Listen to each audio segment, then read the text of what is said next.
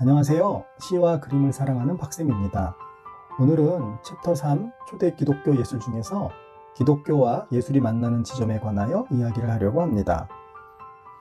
지난 시간에 주로 구약 성경을 위주로 이야기했다면 이번 시간에는 신약 성경에 대한 이야기와 예술이 만나는 지점에 관한 이야기를 하겠습니다. 신약 성경은 구약 성경에 비해 이야기와 등장하는 인물들이 아주 간단합니다. 주로 신약 성경은 마태, 마가, 누가, 요한의 4대 복음이 전하는 예수님의 탄생과 또 설교, 또 순환에 맞추어져 있습니다. 또 예술적 관점에서 보면 완벽한 남성과 영원한 여성, 즉 예수님과 성모 마리아가 그 주인공입니다. 예술가들에게 이 두 주인공들은 자신들이 예술 작품으로 승화시키고 싶은 이상향 같은 존재였습니다. 참고로 미술 작품 중 역대 가장 높은 경매가를 기록한 그림이 바로 예수님을 그린 그림입니다. 살바도르 문디라는 그림인데요. 살바도르 문디는 구세주라는 뜻으로 바로 예수님을 의미합니다. 이 그림이 1958년 영국 소더비 경매에서 65,300원에 낙찰이 되는데요.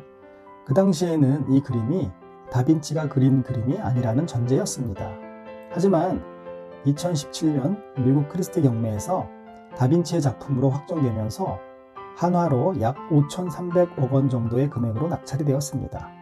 정말 가히 어마어마한 금액이죠. 그리고 65,300원짜리가 5,300억이 되니 아마도 역대 최고의 시세 차익이 아닌가 싶습니다. 그림이 오래되다 보니까 일부 복원을 하기도 했고요. 그래서 제가 복원 전의 그림과 복원 후의 그림을 올려놓을 테니까 비교해 보시길 바랍니다. 그리고 이 그림을 낙찰받은 사람이 얼마 전 한국에 다녀간 그 사우디의 빈살만 왕세자라고 합니다. 우리는 흔히 예수님은 구원의 아이콘으로 늘 관대할 거라 생각하지만 그림 속 예수님은 그렇지 않은 모습들을 종종 보입니다. 미켈란젤로가 그린 최후의 심판에서는 손을 들어 올려 막 심판을 내리는 장면으로 카리스마가 장렬하는 예수님으로 표현되기도 했습니다.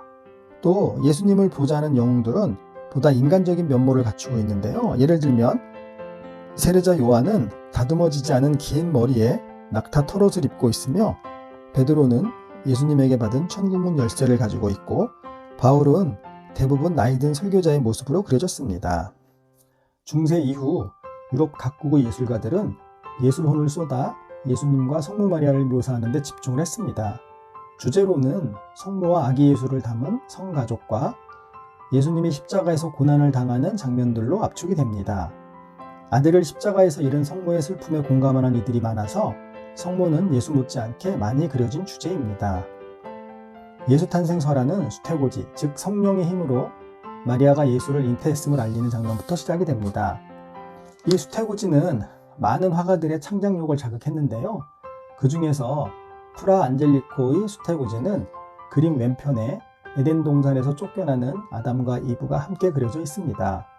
화가이기 이전에 기독교 수사였던 안젤리코는 이 그림을 통해 성경의 구약과 신약이 하나임을 보여주려 했던 것 같습니다.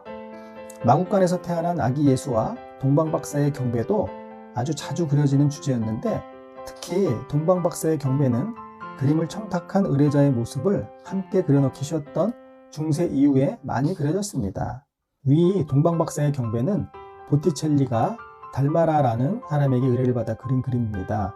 그런데 이 그림을 의뢰한 달마라는 당시 피렌체의 권력가였던 메디치 가문의 환심을 사기 위해 메디치 가문의 사람들을 그림 속에 넣은 것입니다. 그런데 한 가지 더 재미있는 사실은 화가인 보티첼리가 그런 것이 못마땅했는지 그림 밖을 쳐다보는 자신도 그려넣었다는 것입니다. 성모와 예수를 그린 작품으로는 라파엘로 산치오를 따라올 화가가 없을 정도로 같은 주제의 그림을 많이 그렸습니다. 부드럽고 자애스러운 동시에 모성과 여성성을 모두 갖춘 가히 완벽한 여성 모습입니다.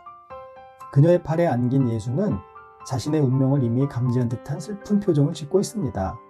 성모 마리아 역시 곳곳의 그림에서 아들인 예수님의 운명을 알고 있듯 슬픈 표정의 얼굴들로 많이 그려지기도 했습니다. 제가 위 그림을 보기에 아기 예수의 표정보다 성모의 표정이 더 슬퍼 보입니다.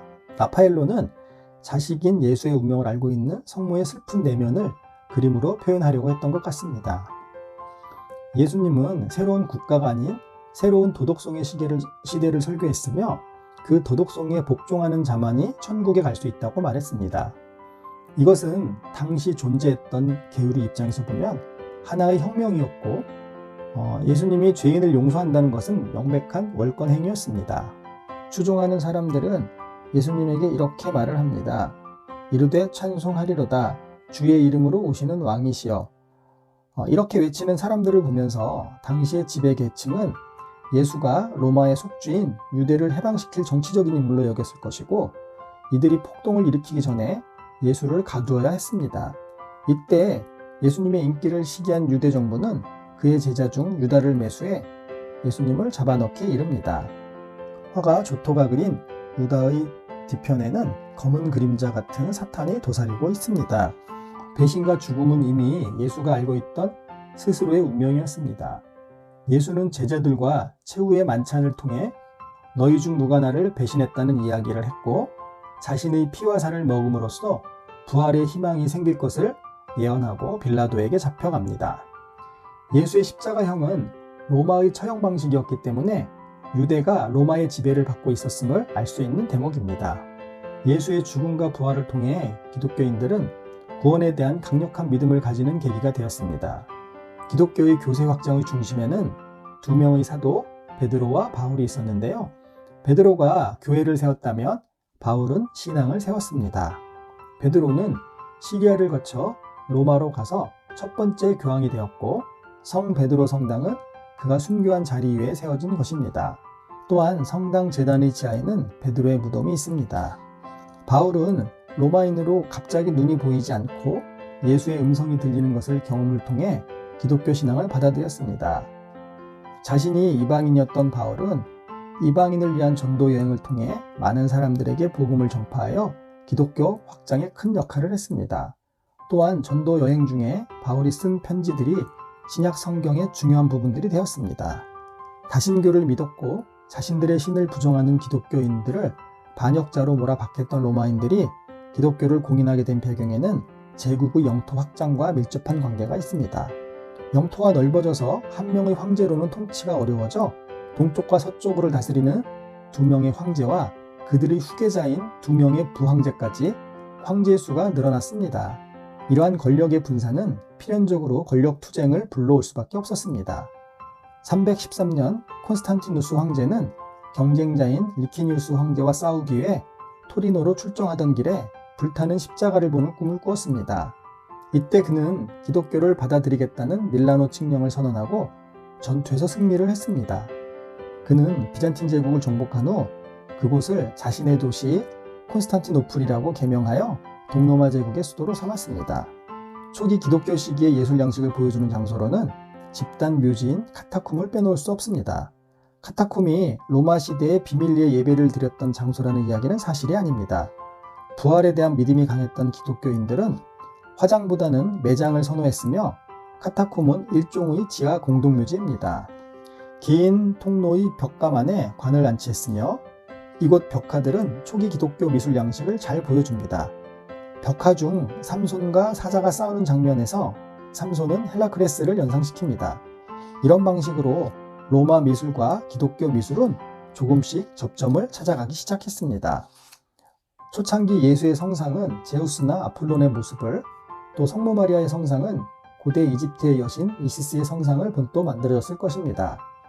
하지만 구약 성경에 나오는 모세의 율법에는 성상 역시 우상의 범주에 들어가기에 기독교 시각으로 볼 때 만들면 안 되는 것이었습니다. 성상에 대한 문제는 726년 동로마 제국에서 시작된 성상 파괴 운동으로 전개가 되었습니다.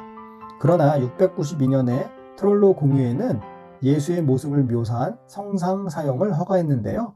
그 이유는 글을 모르는 사람들에게 성경의 내용을 효과적으로 전달할 수 있다는 점이었습니다. 실제로 초기 기독교 문헌의 필사본에는 성경 속 장면들이 군데군데 그려져 있는데 이 그림들은 글보다 더 확실하게 교리를 전달할 수 있었던 것입니다. 특히 교황 그레고리우스 1세는 복음서를 그림으로 그리기를 장려했고 당시 장인들은 성경 필사본의 부분뿐만 아니라 성경 속 장면을 그림 단독으로 제작하기 시작했습니다. 이렇게 구약과 신약의 주요 장면들을 그림으로 그리는 전통이 탄생했던 것입니다. 이런 복음서 전달을 목적으로 예술을 이용한 것이지만 그럼에도 불구하고 예술은 기독교가 전 세계의 종교로 성장하는 데 큰 역할을 한 강력한 도구였음이 분명합니다. 이번 시간을 끝으로 초기 기독교 예술에 대해서 정리를 마치고요. 다음 시간은 챕터 4, 잊혀진 제국 비잔틴과 콘스탄티노플에 대하여 이야기를 하겠습니다. 오늘 이야기가 좋으셨다면 구독, 좋아요, 알림 설정 부탁드립니다. 감사합니다.